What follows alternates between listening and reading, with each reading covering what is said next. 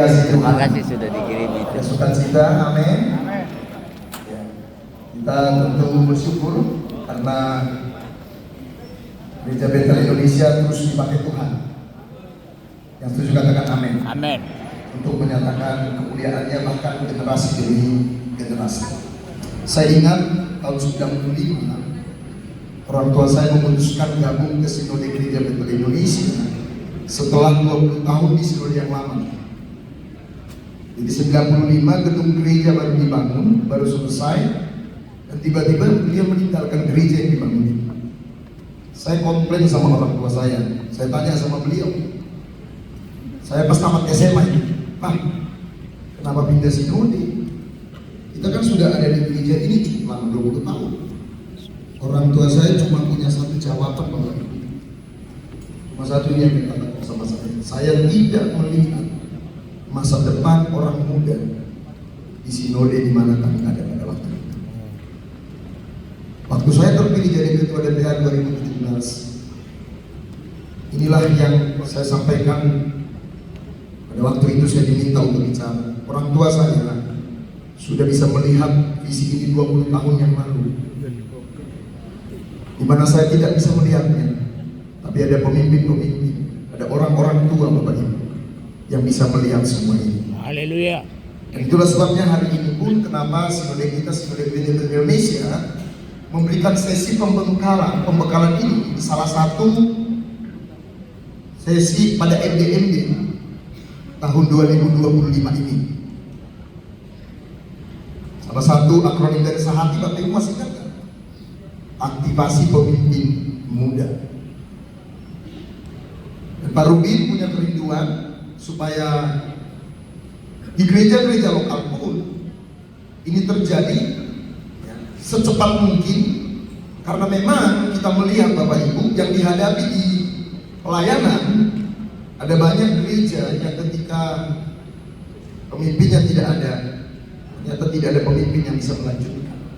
Sementara sekarang bukan lagi regenerasi, isunya intergeneration leadership.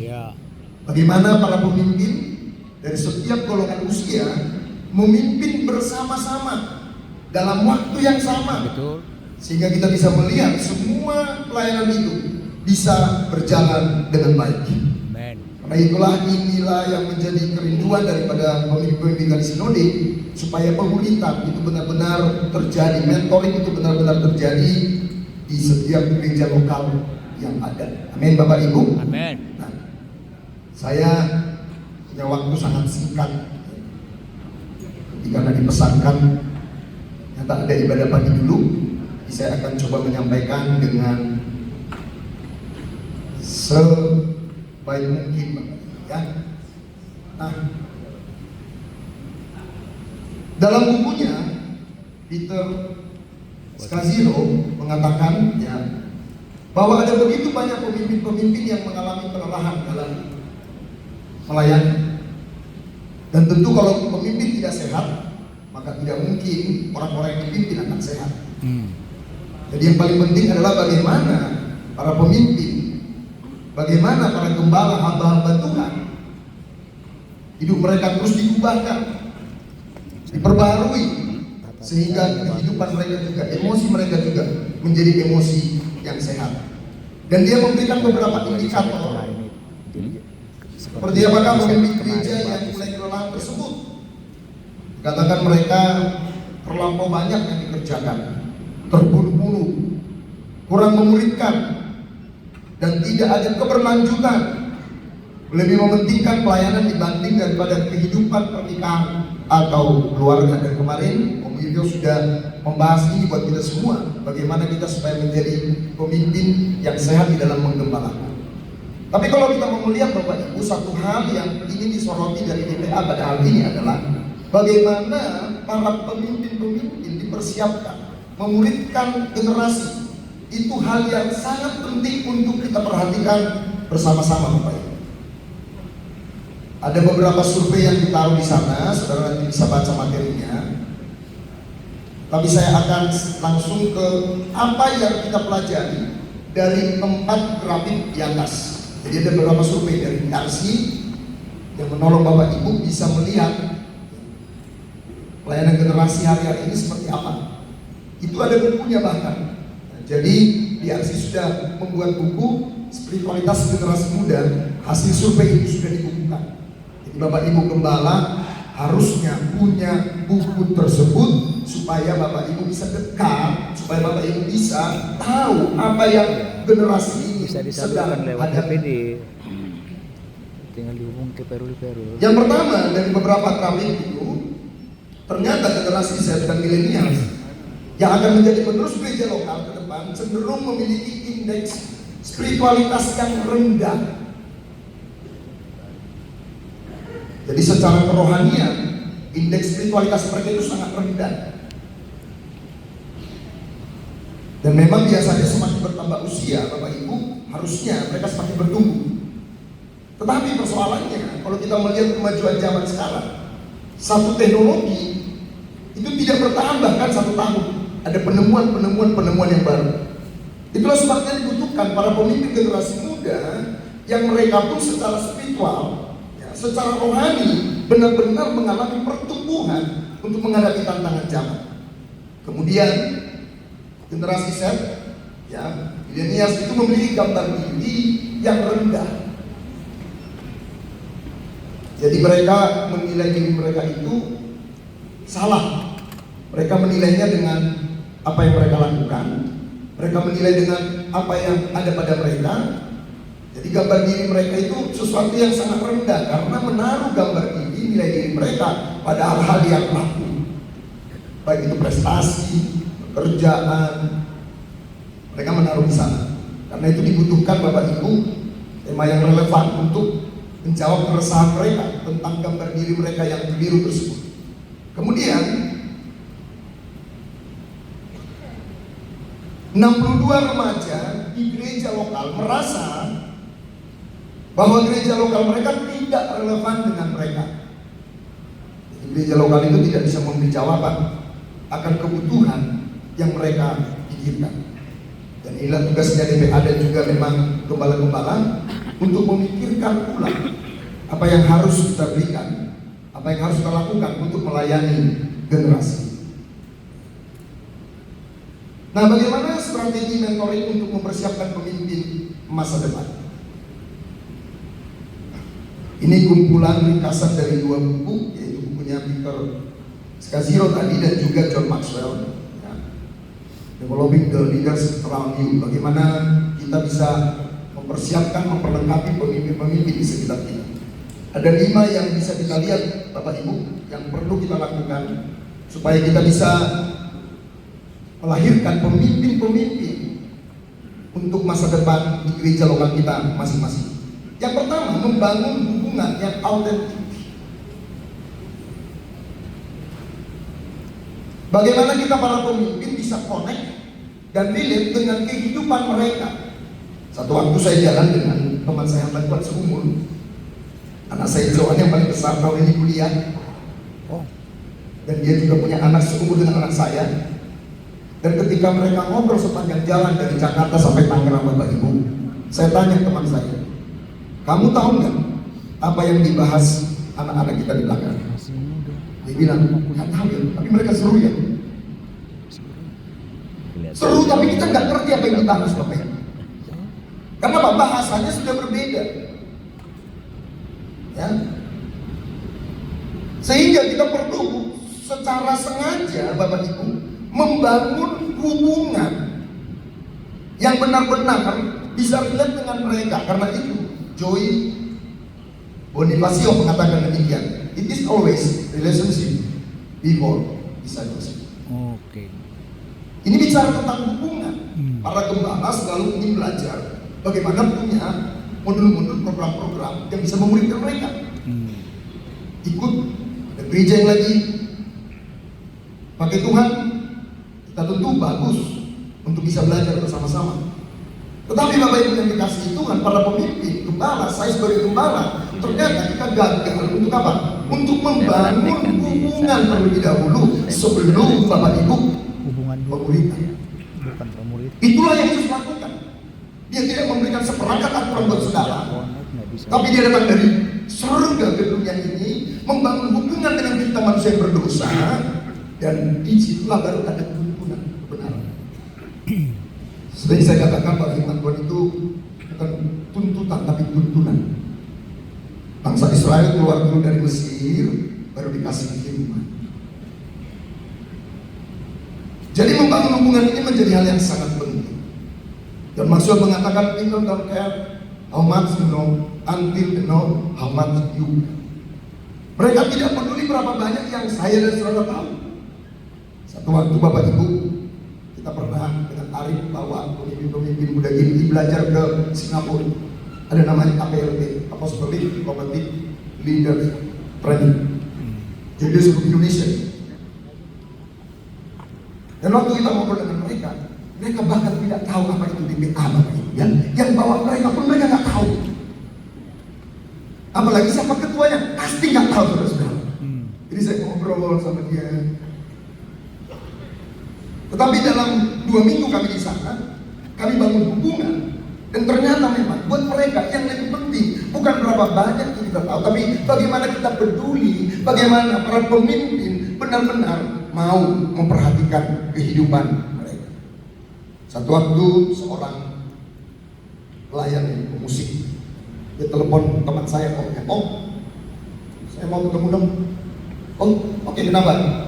Ternyata gereja itu gak peduli dengan hidup saya. Mereka cuma tahu memakai talenta saya. Di musik, pokoknya urusan jadwal terus, target terus, pelayanan terus. Tanpa mau tahu seperti apa kehidupan orang tersebut.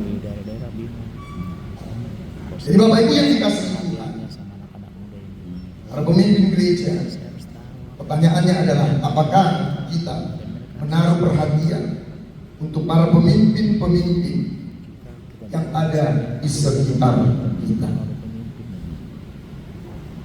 Bapak Ibu jangan memakai orang-orang membangun pelayanan, tapi pakailah pelayanan untuk membangun hidup orang-orang. Amen. Ada banyak orang kecewa karena mereka merasa dipakai untuk membangun pelayanan. Harusnya pelayanan yang ada semua platform pelayanan itu dipakai untuk membangun orang-orang yang bersama. Tidak memanfaatkan mereka, tapi mereka perlu kita kenali satu persatu. Ada beberapa langkah praktis Bapak Ibu yang saudara dan saya bisa lakukan untuk kita bisa melakukan ini. Yang pertama, kenali calon pemimpin muda secara pribadi. Ajak mereka berbicara tentang kehidupan mereka di luar gereja. Jadi para gembala-gembala jangan cuma punya waktu untuk orang-orang yang senior. Kasih waktu khusus anak-anak muda dengan pemimpin-pemimpin muda yang ada di gereja Bapak Ibu semua. Betul. Bicara bukan tentang pelayanan, tapi tanya bagaimana hidup mereka. Tanya bagaimana hubungan mereka dengan orang tua. Tanya bagaimana apa yang mereka perhitungkan untuk masa depan mereka. Berikan perhatian khusus pada kesehatan emosional dan spiritual mereka. Jadi bukan hanya berfokus pada keterampilan mereka melayani. Aminnya Bapak Ibu ya. Tapi kita mau membangun hubungan atur waktu secara intensional untuk pertemuan informal dengan mereka. Jadi langsung catat di agenda saudara. Saya mau bertemu dengan pemimpin setiap bulan, hari apa, minggu ke apa. Itu lakukan secara sengaja, secara yang terjadwal. Jangan harapkan Bapak Ibu saudara dengar sesi ini tiba-tiba seperti ada obat ajaib, pil ajaib yang Anda dapatkan untuk mengubah. Mulailah dari ini Bapak Ibu. Amin saudara-saudara. Mulailah membangun hubungan dengan orang-orang yang ada di sekitar kita. Kemudian Bapak Ibu kenali potensi dan membantu menemukan panggilan mereka, mengidentifikasi, mengafirmasi kepada mereka. Jadi kita membantu untuk mengenali potensi mereka. 1 bulan lalu saya ikut saudara-saudara yang training. Ada satu gereja DBI, di open house. Gerejanya sangat fokus kepada komunitas. Jemaatnya 2000-an yang tertanam di kelompok kecil 1500-an. Kemudian Dia jelaskan bagaimana proses orang itu bisa melayani. Wawancara 4 kali, magang 8 kali. Jadi ada kalau Asher tuh didampingi bahkan sampai 8 kali. Terus Bapak Ibu, ada yang tanya serta, karena yang datang itu dari berbagai gereja ya. Ada gereja GKY, ada gereja Kalam Kudus ya. Makanya luar biasa juga kalau kemarin Om Wiryo melihatkan kepada kita, melihatkan ada gereja-gereja dari mana-mana belajar ke HOB. Ini pun GBI saudara-saudara. Dari gereja mana-mana belajar untuk tahu. Dan ada yang bilang, Pak kalau di gereja saya begini Pak, udah gak ada yang mau pelayanan. Panjang banget Pak aturannya. Nah, terus salah satu pemimpinnya bilang begini, makanya kita menyebutnya bukan aturan, tapi proses.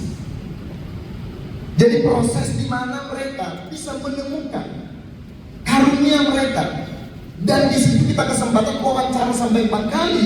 Itu kesempatan memuridkan mereka supaya mereka makin memahami, makin mengerti mengapa mereka melayani, sehingga mereka dengan sukacita melayani. Ada yang nanya, banyak Pak yang lain?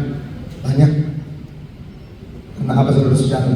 Mereka merasa dibantu untuk menemukan potensi mereka. Kadang-kadang kita kan, oh ini bagus nih, sudutnya lebar.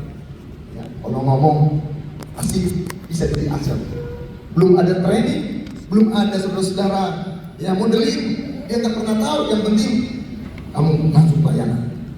Saudara-saudara yang dikasih tahu, saya pikir gereja kita nggak perlu tumbuh besar, baru kita membuat proses-proses bagaimana pelayanan itu bisa dikerjakan dengan baik. Amin saudara. Gereja kita mungkin cuma 50, 100, 200, tapi mulailah Bapak Ibu bahkan mengenali potensi-potensi orang-orang yang membantu kita, khususnya generasi muda di dalam apa? Pelayanan. Next, ketimbang kita memaksakan seseorang anak muda harus jadi apa, maka dalam usaha pendampingan kita harus memperhatikan dimensi unik dari panggilan calon pemimpin sesuai dengan karunia rohani mereka. Jadi nggak perlu Bapak Ibu anak muda saudara itu, pemimpin saudara itu khotbah persis kayak saudara. Ada berkata berhasil nih, khotbahnya udah sama seperti Om. Ya, berhasil nih, marahnya juga mirip gitu saudara ya. Bukan Bapak Ibu. Ya, tapi bantulah mereka untuk menemukan diri mereka dalam Kristus, keunikan mereka pasti saudara-saudara. Sehingga kita melahirkan pemimpin-pemimpin yang otentik, pemimpin-pemimpin yang baru.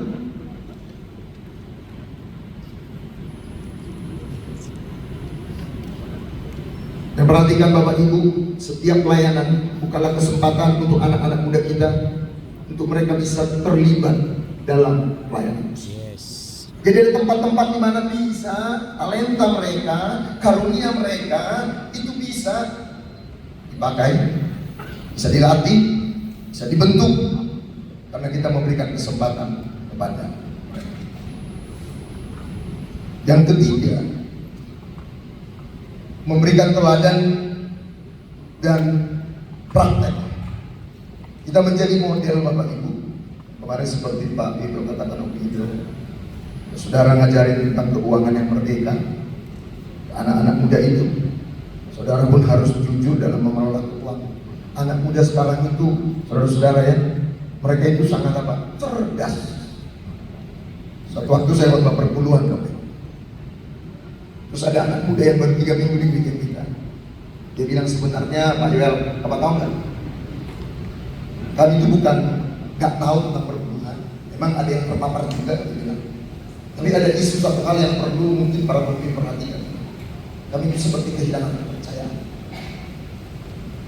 Kenapa saya tanya? Ya karena ada gereja-gereja manajemen keuangannya itu nggak pernah ada pelaporan. Dan saya pikir ini isu yang perlu saudara perhatikan. Ya. Kalau mungkin zaman dulu seperti zaman bapak saya gembala, Bapak Ibu ya, dia yang mimpin pujian, dia yang jalankan kolektor, dia yang minum sendiri, dia yang pakai, berkurang di nomboki, saudara-saudara. Itu zaman dulu bisa. Tapi zaman sekarang Bapak Ibu, anak-anak muda kita itu perlu melihat keteladanan, perlu melihat contoh yang nyata. Generasi muda itu membutuhkan keterbukaan, akses kepada pemimpin. Jangan selalu tunjukkan bahwa saudara itu pemimpin yang sempurna, nggak ada gagalnya, nggak bisa salah. Kemarin ya, ada di sesi juga disampaikan. Tunjukkanlah bahwa saudara pun bisa salah, bisa gagal. Mendengar orang tua, hadiah terbesar yang bisa Anda dan saya berikan kepada anak adalah pertobatan saudara. Hadiah terbesar yang saudara dan saya bisa berikan kepada generasi ini adalah pertobatan kita, para pemimpin. Jadi kita harus membuka diri. Mereka bisa dekat kepada kita, terakses kepada kita para pemimpin.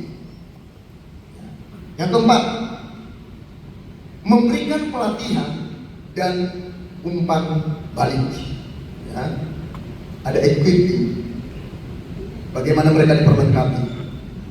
Mari saudara-saudara mau jadi pemimpin yang ya, fixed mindset atau pro, mau bertumbuh mindset, harus mau belajar. Belajar itu melelahkan. Saya ikut banyak training, bisa hari-hari Bapak Ibu ya.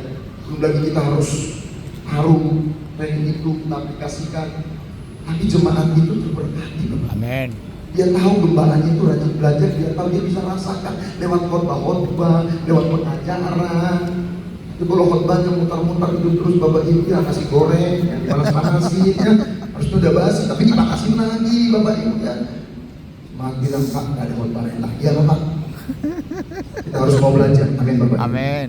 Para pemimpin GBI itu di mana saya pergi training, iman yang paling banyak gereja Betel Indonesia Bapak Ibu. Di mana-mana mau ada kegerakan apapun saudara-saudara ya, bahkan kegerakan yang agak sayap kiri pun yang menyimpang, GBI juga ada di sana. Ini luar biasa juga Bapak. Ya, mengencourage mereka, memberi semangat kepada mereka, mendorong mereka. Nah itu Bapak Ibu berikanlah pelatihan keterampilan praktis seperti leadership, terus manajemen konflik, pelayanan pastoral. Saya ini Bapak Ibu dari GBI Petamburan ya, ada beberapa keluarga besar kami dari GBI Petamburan. Almarhum Pak Mesak itu seorang gembala yang pendidik. Mereka itu Bapak Ibu ya, Pak Mesak itu sering membuat buku-buku ringkas tentang bagaimana berkunjung yang baik. Belajar terus. Ada pastoral, mendoakan yang sakit kritis, ada petunjuknya. Kalau menghadapi rumah tangga yang menghadapi pergumulan, ada. Ya, mendoakan orang kesulitan ekonomi, semua ada di situ ditaruh. Makanya kita di Petamburan itu yang baru-baru pun mereka bisa belajar. Jadi berikanlah pelatihan kepada apa? Anak-anak muda kita.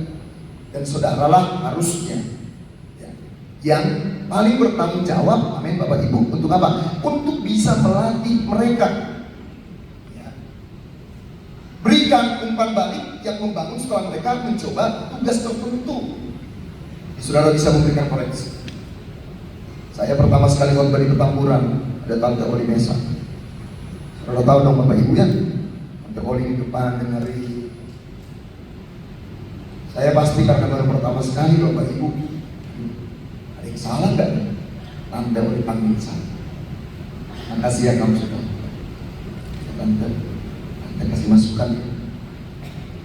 Kadang saya dipanggil ke ruangan sama Om Mesa, Tante Oli itu ya.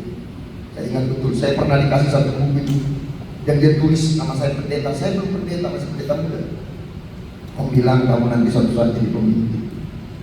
Makanya Om taruh pendeta di sini. Jadi Bapak Ibu memberi kepercayaan, tetapi juga memberi koreksi, memberi perbaikan. Ada hal-hal kecil yang dicapai seperti itu. Saudara bisa kasih buku kepada pemimpin muda saudara, yang kamu belajar ya. Itu mereka merasa suka cita dengan semuanya.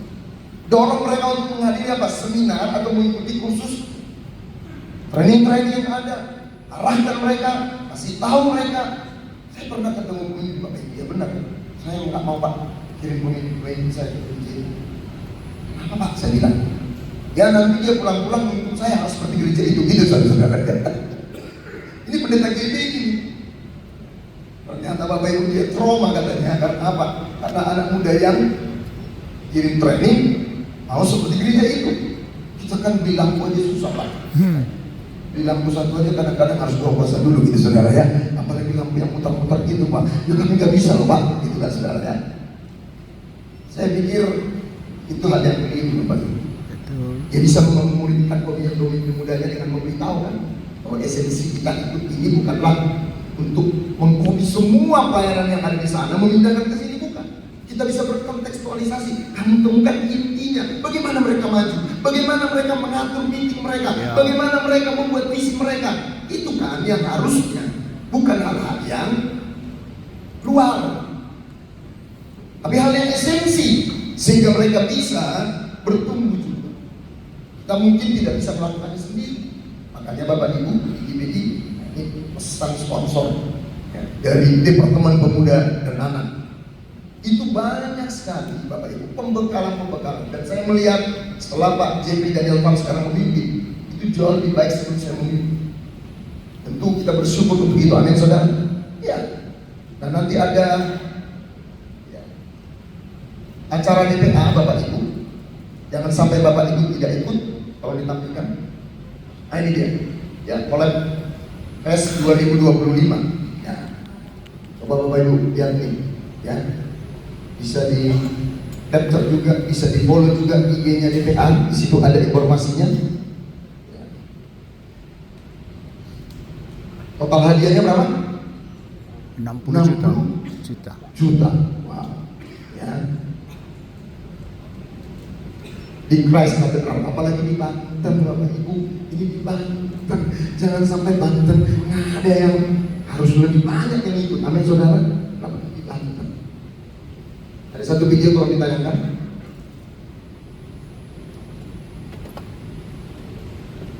Mana nih anak-anak muda yang kreatif, mana anak-anak muda yang banyak talentanya, mana anak-anak muda yang senang berkarya. Hati-hati ya, jangan sampai ketinggalan. Ikut ajang kompetisi Collab Fest 2025. Ada kompetisi songwriting-nya, ada kompetisi modern dance-nya, ada kompetisi band rohaninya, ada kompetisi bisnisnya, kompetisi short movie-nya. Pastinya kalau ikut kegiatan ini bakal dapat banyak serunya, banyak pengalamannya, banyak hadiahnya, dan banyak lah pokoknya. Kalau tunggu apa lagi, daftar sekarang ya, kalau enggak kami jemput. Iya Bapak Ibu, ya semua kita mau terlibat, amin Bapak Ibu Gembala. Ya ini dari Departemen Pemuda Anak Sinode kita Gereja Bethel Indonesia. Ya. Nah kemudian memberikan kesempatan untuk memimpin. Ini yang kelima Bapak Ibu, memberikan. Dan juga dilakukan oleh kata Om Video kemarin, ada beberapa kami yang diutus juga ke daerah. Bahkan sebelumnya juga, ya saya beberapa kali punya kesempatan juga untuk membawakan sesi-sesi kepemimpinan yang dari BPB juga. Itu menjadi sebuah hal yang membuat mereka akan bertumbuh, membuat mereka menjadi orang-orang yang akan semakin tajam pada karunia yang mereka miliki. Bapak Ibu para pemimpin, kita harus menjadi orang-orang yang tidak lebih mementingkan performa yang bagus di atas mimbar, tetapi kita harus menghargai setiap proses yang ada. Mungkin kurang lebih 10 tahun lalu saya dengar Pastor Jeffrey Rahmat ya dari TVCC. Dia bilang kita sudah biasa dengar sini, kita perusahaan ya. Sekarang kita perlu orang-orang muda yang baru. Tapi Bapak Ibu harus siap telinganya agak terganggu, harus siap ada banyak hal-hal yang salah terlihat di panggung. Tapi Bapak Ibu yang dikasihi Tuhan, Dia katakan nanti kita akan melihat pemimpin-pemimpin muda yang jauh lebih baik, jauh lebih yang tajam dalam mereka bisa melayani. Jadi para pemimpin, berilah ruang salah untuk kami, amin saudara. Ya. Untuk kami para pemimpin muda, supaya kami terus bertumbuh. Ada ruang untuk kegagalan itu tidak dipandang sebagai hal yang buruk, tapi kegagalan itu bagian dari proses di mana terjadi apa Bapak Ibu? Pertumbuhan. Jadi kita tidak melakukan sendiri, tetapi bersama-sama melakukan dengan orang-orang yang ada di dalam gereja kita. Nah, tolong slide yang ke-36. Karena itulah Bapak Ibu yang dikasihi Tuhan, setelah kelima langkah ini tadi, kita perlu suatu hubungan yang real dan transparan. Jadi kita tidak hanya mengajarkan sebuah teori, tetapi Bapak Ibu yang dikasihi Tuhan, kita perlu benar-benar memperhatikan mereka. Jangan titik beratkan semua pelayanan hanya pada ibadah raya. Buatlah kelas-kelas pemuritan, kelas-kelas pelatihan, kelas-kelas mentoring, kelas-kelas coaching. Cuma 5 orang, apa Bapak Ibu? 5 orang diajar. Dr. Bambang itu ada buku program pemuritan yang cukup bagus. Saya lihat sederhana juga, bisa diterapkan di gereja lokal, sehingga kita bisa melihat mereka semakin bertumbuh. Nah, ada survei dari GPA Bapak Ibu tahun 2020. Ternyata kecemasan ini menjadi isu yang disoroti, dilihat. Karena itulah betapa pentingnya gereja juga berpartner dengan orang tua. Jadi anak-anak kita itu banyak sekali ketakutan, banyak sekali kecemasan. Bahkan kita melihat beberapa hamba Tuhan pun struggle berjuang dengan kecemasan, ya, kesehatan mental mereka. Karena itu memang harus kita lakukan. Pentingnya gereja berpartner dengan orang tua untuk membentuk generasi muda yang unggul dan bermental sehat. Jadi peran orang tua justru harus tetap yang diutamakan di sini, Bapak. Karena itu lakukanlah pengajaran-pengajaran bagaimana orang tua berperan dalam mementor anak. Kalau kita lihat ya apa yang dilakukan oleh salah satu pemimpin kita, Kang Didi Mulyadi ini. Bahkan ada orang tua waktu mereka masuk barak militer, terus ada celebration-nya, ada anak-anak yang nggak datang orang tuanya. Udah semua saya angkut, Pak juga. Ya, semua jadi anak saya. Saya pikir dia ini kan bukan orang yang mengerti. Kita tahu firman Tuhan, beliau sangat menghidupi gereja. Bahkan ketika kemarin di Bandung mereka menyampaikan sesuatu, mengingatkan hamba-hamba Tuhan, wah, tajam sekali. Jadi ini Bapak Ibu, kita harus juga memberikan perhatian kepada orang tua. Kita punya departemen keluarga, ada sekolah minggu sahabat keluarga, ada juga buku tentang konseling pasca merit. Semua dilakukan supaya ini bisa terjadi. Berkolaborasi dengan yayasan pelayanan yang memang berfokus memperlengkapi orang tua dan menjalankan perannya dengan baik. Ada banyak lembaga-lembaga yang saudara bisa belajar. Kemudian gereja dapat membentuk kelompok belajar Alkitab khusus untuk orang tua yang mengalami kesulitan membahas kebenaran firman anak-anak remaja. Bapak Ibu bisa buka hotline. Bapak Ibu orang tua yang kesulitan menjawab pertanyaan-pertanyaan tentang hal yang doktrinal tentang iman, boleh hubungi nomor ini. Jadi pertanyaan anak-anak itu kadang-kadang kan Bapak Ibu bisa menjadi orang tua. Bahkan kadang-kadang pertanyaan-pertanyaan tentang iman. Nah, salah satu hasil daripada survei DRC, anak-anak muda kita ternyata mereka tidak dapat dengan jelas menjelaskan tentang iman mereka, tentang keselamatan mereka, sehingga mereka sangat, Bapak Ibu yang dikasihi Tuhan ya, terbuka terhadap paham pluralisme yang kemarin sudah kita keluarkan. Bapak Ibu sudah dapat belum? Nah, 10 itu dibaca Bapak Ibu. Akhirnya mereka bilang ya semua agama sama ya. Nah itu Yesus bukan satu-satunya juru selamat. Nah itu masalahnya. Dan kita pikir ini bukan masalah yang serius, sangat serius. Karena kalau tidak Bapak Ibu, mereka akhirnya tidak dapat ya bertahan di dalam iman karena mereka tidak mengetahui siapa apa yang mereka percaya. Pak Rubin Haji juga menyampaikan, jangan cuma khotbah-khotbah yang praktikal, khotbahlah hal-hal yang doktrinal. Dan percayalah Bapak Ibu, hal doktrin itu ada Roh Kudus menerangi sehingga yang doktrin itu menjadi indah juga buat jemaat-jemaat yang mendengar pengajaran ini. Amin Bapak Ibu. Amin. Supaya apa? Supaya dapat bertumbuh dengan baik. Nah Bapak Ibu, cara-cara ini tentu hanya sebuah rujukan yang bertujuan untuk menyadarkan kita semua sebagai pendiri generasi gereja yang bertanggung jawab untuk terus melakukan bagian kita. Dan kalau Anda mau belajar, Anda bisa dapatkan Bapak Ibu ya dari ibu tentang bagaimana planning generasi, bagaimana Anda mengenali tiap generasi, itu tentu begitu banyak. Saya ulangi lagi Bapak Ibu, jangan harapkan ada pil ajaib. Semua perlu proses Bapak Ibu. Para gembala-gembala, saya sebagai gembala juga pun mau melakukan supaya kita bisa melihat generasi muda yang berkarya bagi kemuliaan nama Tuhan. Kita tidak mau tentu seperti Yosua, setelah dia tidak ada, lahirlah angkatan yang tidak mengenal Tuhan. Saudara tahu, ada hal generasi Yosua itu pasti melihat banyak mujizat, tapi mereka tidak mengenal Tuhan. Saya ulangi, mereka lihat mujizat, tapi mereka tidak mengenal. Berapa kali Tuhan bikin mujizat, tapi orang pergi. Dan saya percaya gereja Bethel Indonesia adalah gereja yang seimbang antara pengenalan akan Alkitab, akan Kristus, dan pengalaman spiritual yang indah itu. Yang setuju katakan amin. Karena itulah kita mau terus belajar bersama-sama. Terima kasih Bapak Ibu, Tuhan Yesus memberkati.